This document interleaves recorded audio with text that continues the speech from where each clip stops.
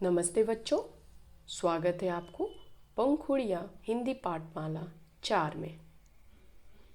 पाठ 7 काला कौवा।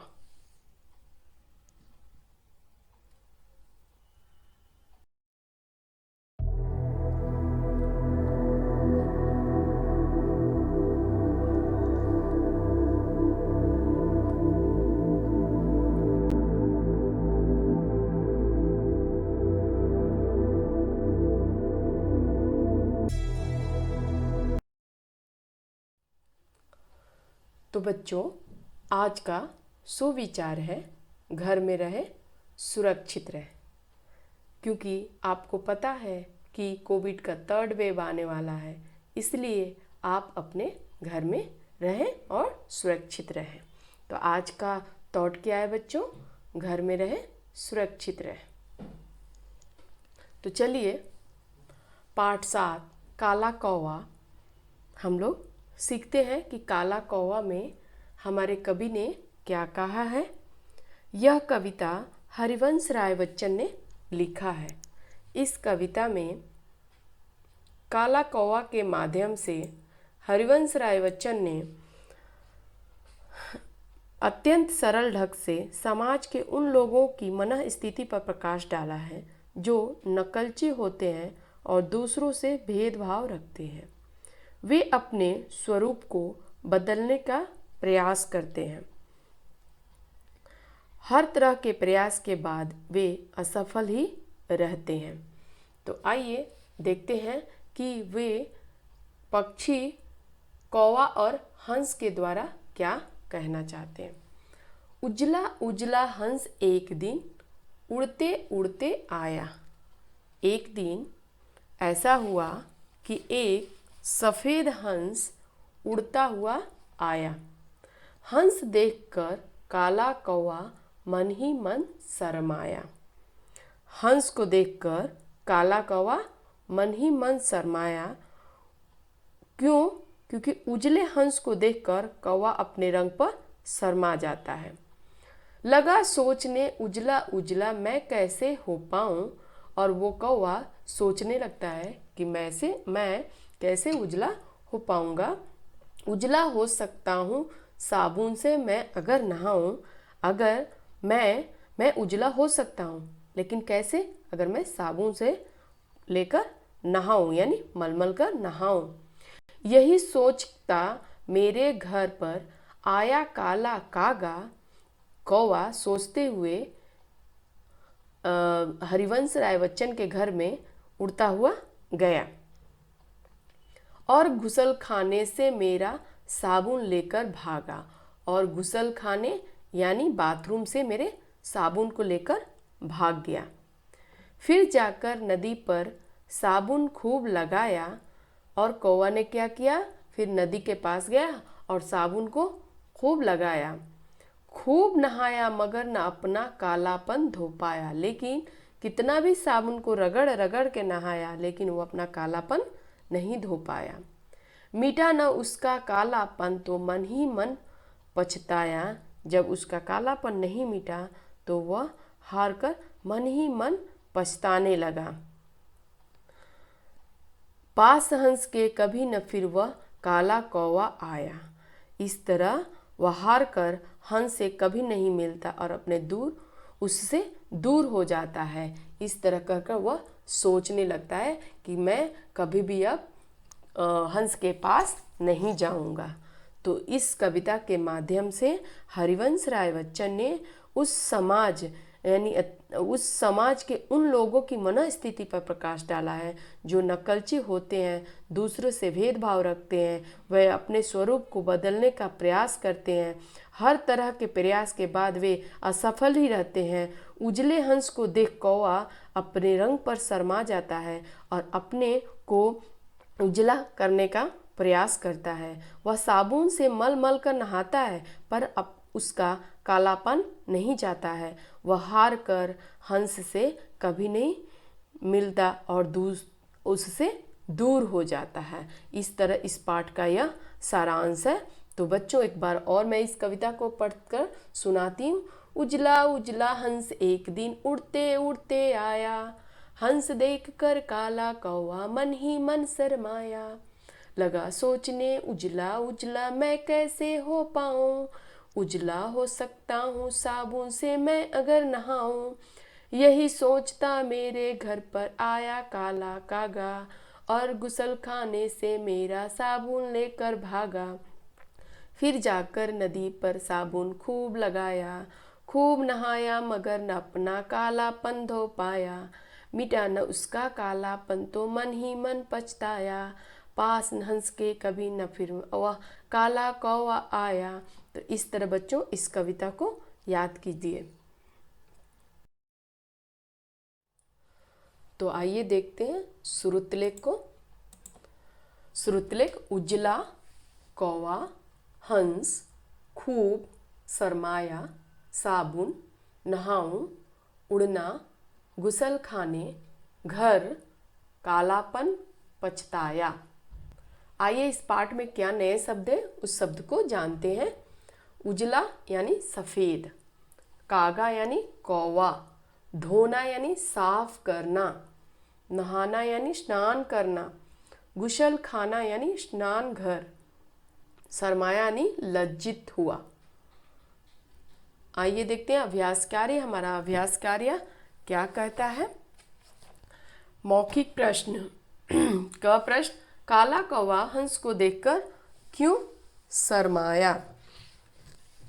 हमारा उत्तर होगा कि काला कौवा हंस को देखकर इसलिए शर्माया क्योंकि हंस का रंग उजला था और उसका काला। ख प्रश्न, उजला होने के लिए कौवे ने क्या किया। हमारा उत्तर हुआ उजला होने के लिए कौवा खूब साबुन लगाकर नहाया।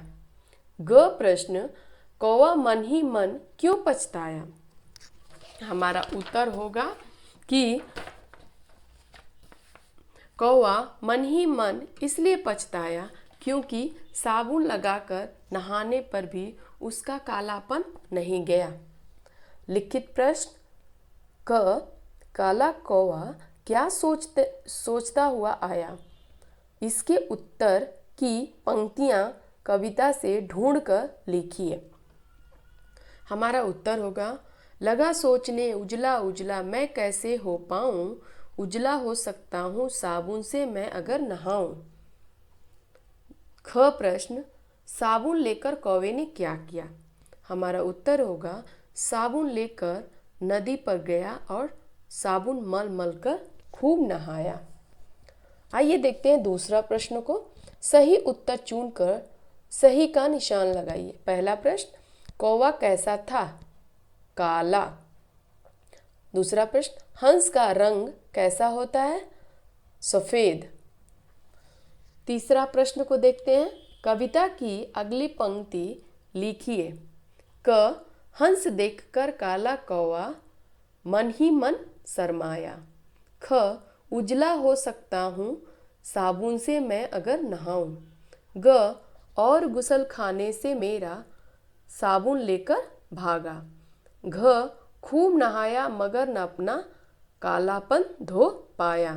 तो बच्चों इस तरह इस पंक्ति को पूरा कीजिए। भाषा की बात देखिए और पढ़िए। क एग्जाम्पल यहाँ पर दिया हुआ है, दो ठो उदाहरण, उसको हम लोग पहले देखते हैं। चूहे उछल कूद कर रहे हैं।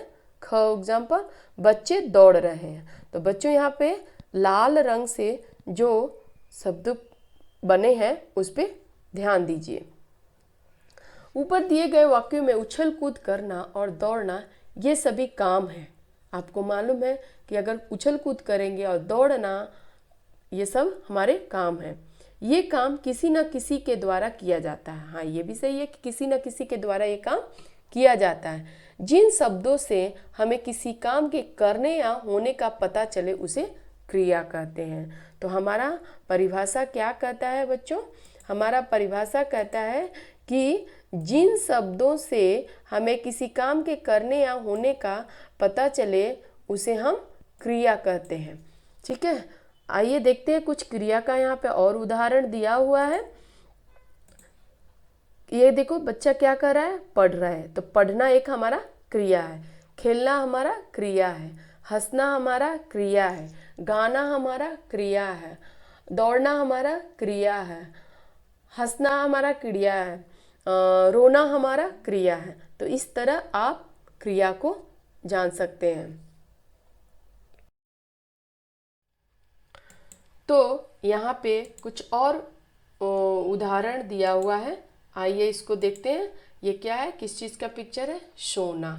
तो बच्चों सोना भी हमारा क्रिया है। क्या है बच्चों, सोना हमारा क्रिया है। यहाँ पे देखो बर्ड यानी चिड़िया क्या कर रही है, उड़ रही है। तो उड़ना हमारा क्रिया है, उड़ना हमारा क्या है, क्रिया है। ठीक है। यहाँ देखो मछली, मछली क्या कर रही है, तैर रही है। तो तैरना हमारा क्रिया है, तैरना हमारा क्या है, क्रिया है। तो इस तरह आप क्रिया को समझ सकते हैं। दूसरा प्रश्न को देखते हैं। दूसरा प्रश्न ये है कि पुल्लिंग और स्त्रीलिंग, एक वचन और बहुवचन किसे कहते हैं। पुल्लिंग ही स्त्रीलिंग, पुल्लिंग यानी पुरुष, स्त्रीलिंग यानी गर्ल। तो पुल्लिंग में नर हंस हमारा पुल्लिंग है, मादा हंस हमारा स्त्रीलिंग है।